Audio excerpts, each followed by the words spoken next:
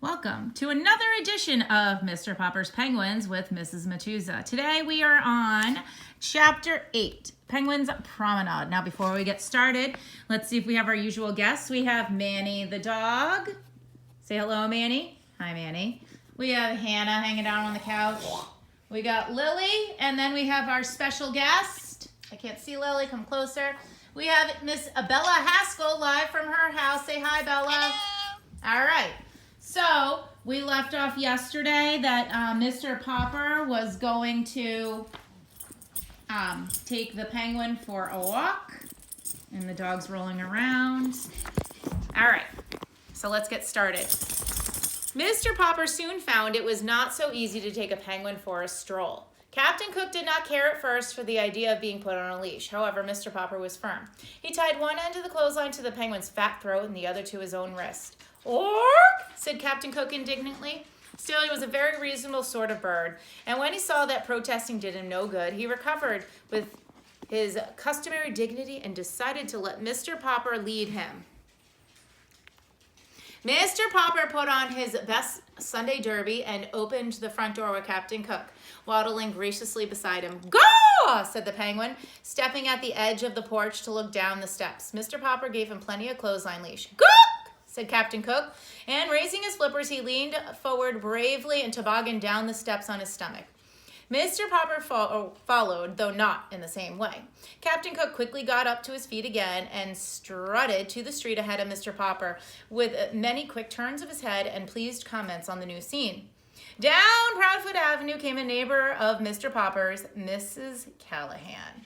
With her arms full of groceries, she stared in astonishment when she saw Captain Cook and Mr. Popper looking like himself a penguin.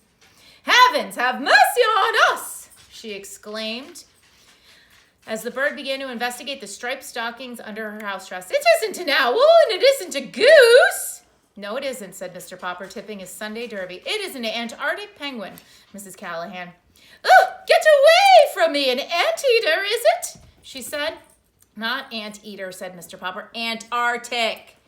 It was sent to me from the South Pole." "Oh, well, take your South Pole goose away from me at once," said Mrs. Callahan.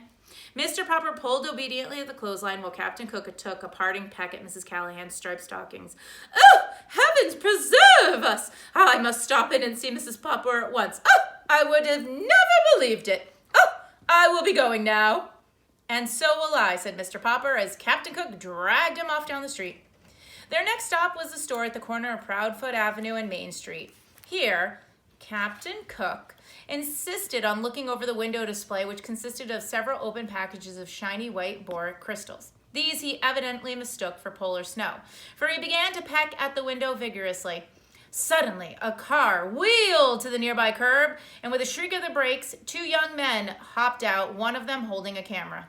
"Oh, all right, this must be it," said the first young man to the other. Yep, that's them all right," said the second young man. The cameraman set up his tripod by the sidewalk. By this time, a small crowd had gathered around, and two men in white coats had even come out of the store to watch. Captain Cook, however, was still much too interested in the window exhibit to bother turning around at all. "You're Mr. Popper, 432 Proudfoot Avenue, aren't you?" asked the second young man, pulling the notebook out of his pocket. "Yes," said Mr. Popper, realizing that his picture was going to be taken for the newspaper. Two young men had, as a matter of fact, heard about the strange bird from the policeman and had been on their way to the Popper house to get an interview when they saw Captain Cook. "Hey, Pelican, turn around and see the pretty birdie," said the photographer. "That's no pelican," said the other. "Pelicans have those big pouches at the bottom of their bills." "Well, I would think it was a dodo, but dodos are extinct." "All right, well, this will make an elegant picture if I could ever get her to turn around." "It's a penguin," said Mr. Popper. "Its name is Captain Cook." "Cook!" said the penguin, turning around now that they were talking about him. Spying the camera tripod, he walked over and examined it. "Probably thinks it's a three-legged stork," said the photographer. "This bird of yours," said the reporter, "is it a he or is it a she? The public's going to want to know." Mr. Popper hesitated. "Well, I call it Captain Cook." "All right, that makes it a he," said the reporter, writing rapidly in his notebook. Still curious, Captain Cook walked around and around the tripod till the clothesline, the penguin, Mr. Popper, and the tripod were all tangled up. Here's a picture. of the tripod. You see, Bella? At the advice of one of the bystanders, the tangle was finally straightened out by Mr. Popper's walking around the tripod 3 times in the opposite direction. At last, Captain Cook was standing beside Mr. Popper and consented to pose. Mr. Popper straightened his tie and the cameraman snapped a picture. Captain Cook shut his eyes. And that is the way the picture appeared in the newspaper. One last question, said the reporter.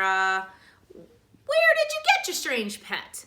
From Admiral Drake, the South Pole explorer. He sent him to me as a present. Yeah, said the reporter. Anyway, all right, it's a good story. The 2 young men jumped into the car, and Mr. Popper and Captain Cook continued their walk, with quite a crowd following them and asking questions. The crowd was getting to be pretty thick, and in order to escape, Mr. Popper led Captain Cook into a barbershop. The man who kept the barbershop had, up until this time, been a very good friend of Mr. Popper's. And that's the end of that chapter. So what do you think they meant? He had been a good friend up until this time. Do you think the penguin's going to cause some issues in the barbershop? Bella? Yes? No? Is she even listening? She gave up. All right, well, the next chapter is called In the Barbershop, so I guess we'll wait and see what kind of chaos he causes in a barbershop. So think about that, and we'll see you next time. Bye!